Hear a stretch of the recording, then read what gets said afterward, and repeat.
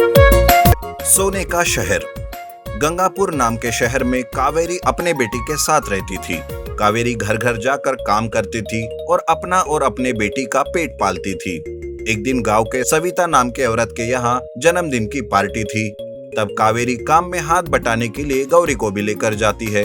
वो दोनों अपना काम खत्म करके घर जाने लगती है, पर तभी पार्टी में सविता सोने का हार चोरी होने से चिल्लाने लगती है। सविता उन दोनों को रोकते हुए कहती है, अरे मेरे सोने का हार चुराकर कहाँ जा रही हो तुम दोनों?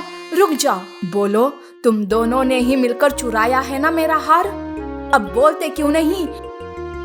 हमने नहीं चुराया हार, हम तो काम ही कर रहे थे। हो सकता है कहीं गिर गया होगा आपके हाथ से। सविता उसकी जांच पड़ताल करती है, पर उसे कुछ नहीं मिलता। कुछ न मिलने पर वो दोनों घर चली जाती है, पर सोने का हार ना मिलने की वजह से सविता बहुत ही गुस्से में आती है। दूसरे दिन तो वो कुछ लोगों को लेकर कावेरी के घर जाती है और उसके पूरे घर की जांच पड़ताल करती है। कावेरी मना करती रहती है, तब सविता उसकी एक भी बात नहीं सुनती और वो कहती है, चुप कर, तू मुझे मत सिखा। रातों रात कहीं छुपा दिया होगा मेरा सोने का हार। अरे गांव वालों, ऐसे चोर माँ बेटी को गांव में रखेंगे तो ये पूरा गांव खाली कर जाएगी। सविता गांव वालों को भड़काती है और उन दोनों को गांव से बाहर निकाल देती है। बेचारी कावेरी ने जो नहीं किया उसकी सजा उसे मिलती है। इस तरह भूखी प्यासी दोनों भटक रही थी कि तभी एक बूढ़ी औरत उन्हें मिलती है और वो कहती है, बेटी, तुम बहुत दुखिहारी लग रही हो। कोई नया ठिकाना ढूंढ रही हो क्या? तो एक काम करो, यहाँ से सीधे जंगल से होते हुए उत्तर दिशा में जाओ, वही तुम्हें तुम्हारा नया ठिकाना मिल जाएगा। ऐसा कहकर बूढ़ी औरत वहाँ से चली जाती है। उसके बताए हुए रास्ते से कावेरी और गौरी उस जगह पहुँच जाते हैं। दरअसल वहाँ एक सोने का शहर था, जहाँ सारी चीजें सोने से बनी हुई थी, घर, पेड़, सब कुछ। तब दोनों चकित होकर इधर उधर देखते रहते हैं कि तभी वहाँ उस सोने के शहर का राजकुमार आता है और उन दोनों को रोकते हुए वो कहता है, तुम दोनों मेरे शहर की तो नहीं लगती हो। तुम्हें यहाँ किसने भेजा है? कौन हो तुम? तुम यहाँ सोना तो चुराने नहीं आए ना, जैसे बाकी के इंसान आते हैं। नहीं नहीं, हम सोना चोर नहीं है, बस हमें यहाँ रहने दो। मैं यहाँ घर घर जाकर काम करूँगी, आपको शिकायत का मौका नहीं दूंगी। तब कावेरी अपनी आप बीती राजकुमार को बताती है। तब राजकुमार कावेरी को एक सोने से भरा बैग देता है और कहता है, ये लो, ये सोने से भरा हुआ बैग लेकर अपने गांव चले जाओ।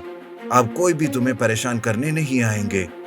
कावेरी और गौरी सोने का बैग लेकर उस सोने के शहर से अपने गांव वापस आती है।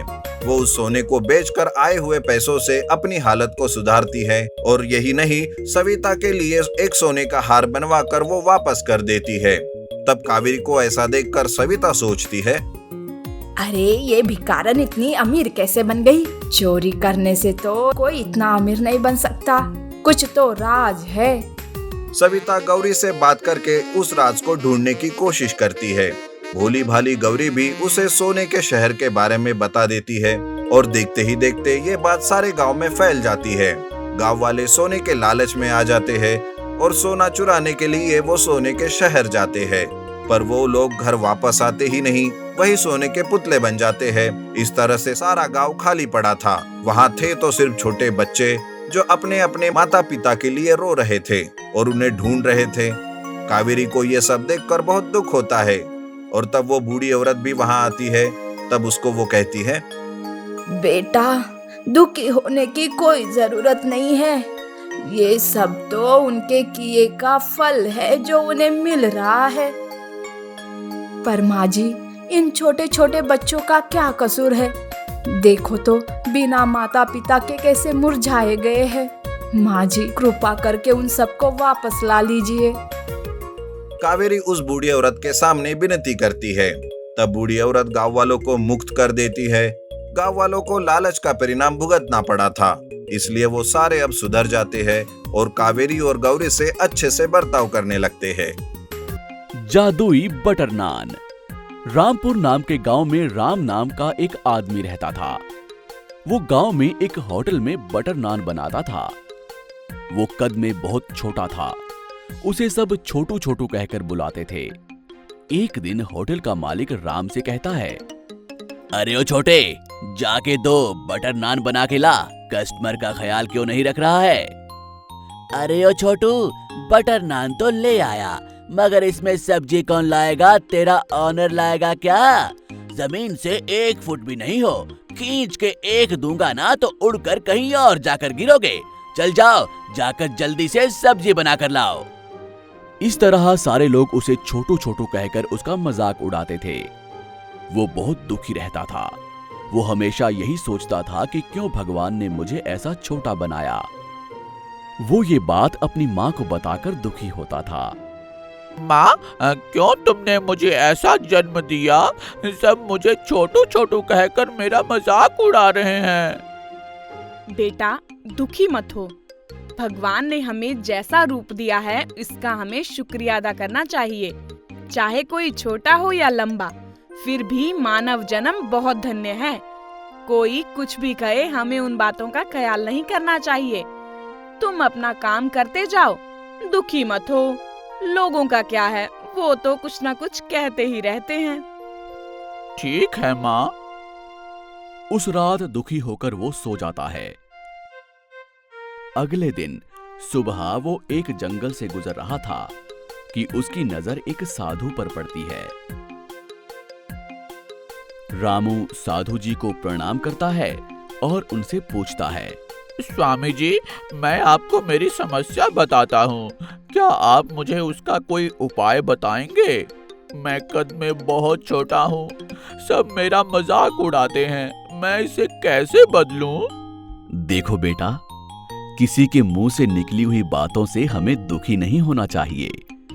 हमें अपने काम पर श्रद्धा होनी चाहिए। हम जो काम कर रहे हैं वही भगवान है। दिल लगाकर अगर हम हमारा काम करेंगे तो हमारे सारे काम बनते जाएंगे। वैसे भी बहुत सालों से जो शनि तुम्हारे साथ है वो तुम्हें छोड़कर जाने वाला है।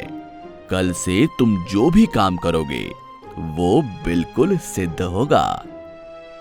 ये कहकर साधु अपने कमंडल में से पानी निकालकर राम पर छिड़कता है और वहां से चला जाता है। राम स्वामी जी की बातों से बहुत खुश होता है और बहुत ही आत्मविश्वास के साथ वहां से निकलता है। एक दिन राम बटर नान बनाते बनाते मन ही मन भगवान से प्रार्थना करता है और स्वामी जी को याद करके बटर नान खाता है। बस देखते ही देखते राम 10 फीट का हो जाता है। सब उसे देखकर हैरान हो जाते हैं। अगले दिन राम होटल जाता है। क्या रे, अचानक से तू इतना लंबा कैसे हो गया? कोई जादू किया है क्या? पहले मैं तुमसे सर झुकाकर बात करता था, लेकिन अब सर उठाकर बात करनी पड़ रही है। कई बार कुछ चीजें ऐसे ही हो जाती हैं मालिक। क्या इस बार आप मुझे छोटू कहकर बुला सकोगे क्या? इस बार सब तुम्हें लंबू लंबू कहकर बुलाएंगे, और वैसे भी इतने लंबे आदमी की हमारे दुकान में कोई जरूरत नहीं है। तुम जा सकते हो। ये सुनकर राम वापस घर आता है और राम ज्यादा लंबा होने की वजह से किसी भी घर में सीधे से नहीं जा सकता था। बिस्तर पर भी पूरी तरह से नहीं लेट सकता था। हर बात में उसे तकलीफ होने लगी। उसके कद की वजह से कोई उसे काम भी नहीं देता था। वो परेशान होकर मन ही मन सोचता है, अरे माँ और स्वामी जी ठीक ही कहते थे, हमें भगवान के दिए हुए रूप में ही खुश रहना चाहिए, ना कि उदास होना चाहिए। उस रात राम फिर से एक बटर नान बनाकर खाता है और भगवान से प्रार्थना करता है और सो जाता है। अगले दिन सुबह वो अपने पहले वाले कद पर वापस आ जाता है और वो स्वामी जी से मिलकर उन्हें सारी बात बताता है। स्वामी जी सारी बात सुनकर, बेटा, भगवान ने जो हमें रंग रूप और कद काठी दी है, हमें उसी में संतुष्ट रहना चाहिए, ना कि उसकी शिकायत करनी चाहिए। लालच सब कुछ नष्ट कर देता है। अब तुम्हें बात समझ में आ गई है। इतना ही बहुत है। अब अपने काम से काम रखो। अगले दिन राम अपनी एक बटर नान की दुकान खोलता है और उसके बाद वो किसी की भी बातों को अपने दिल पर नहीं लेता और ईमानदारी से अपना काम करता है और एक दिन वो बहुत धनवान बन जाता है। आपको हमारी ये कहानी कैसी लगी हमें कमेंट बॉक्स में जरूर बताएं और यदि आप ऐसी ही और भी कहानियां सुनना चाहते हैं तो हमारे चैनल को सब्सक्राइब करना ना भूलें। शुक्रिया।